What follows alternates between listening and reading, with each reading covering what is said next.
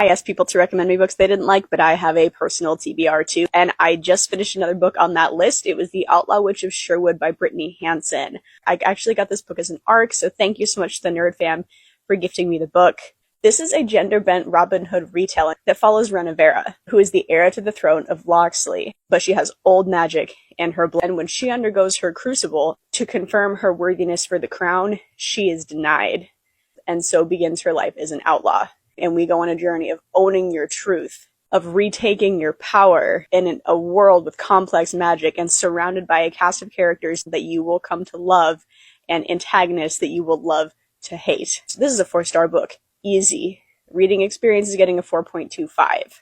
And listen, I love Robin Hood, so I had really high hopes going into this. And then in the beginning of the book, I was actually nervous that I wasn't gonna like it. Do you remember how I said that the book was recommended for fans of One Dark Window? I didn't really like that duology that much. The writing style really was throwing it off for me. It leans very poetic and lyrical. Same thing was happening here in the beginning of the book. I wasn't invested enough to feel like the writing style was aiding it. I felt like it was holding it back. But then we got to Sherwood Forest.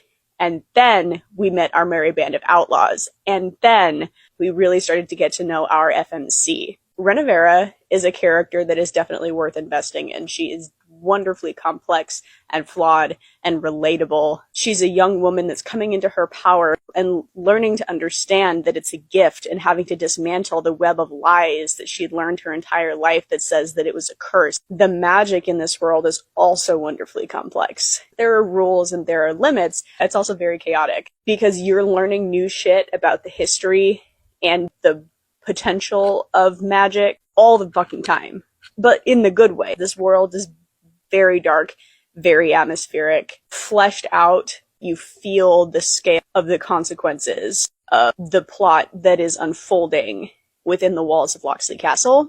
And once the action in this book starts, it literally does not stop until the last page. In fact, the epilogue was just as fucking jaw-dropping as the actual conclusion of the book.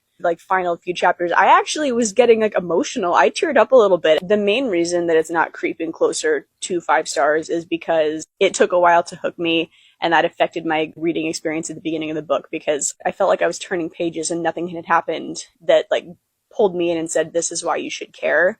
But I will say, once it happened, I was 100% committed, rapidly turning the pages. Really like it overall. This book will be out in the wild on October 7th. And it is book 1 of a duology. We will get to go back to Sherwood Forest, and I am already looking forward to it. Would definitely recommend checking this out.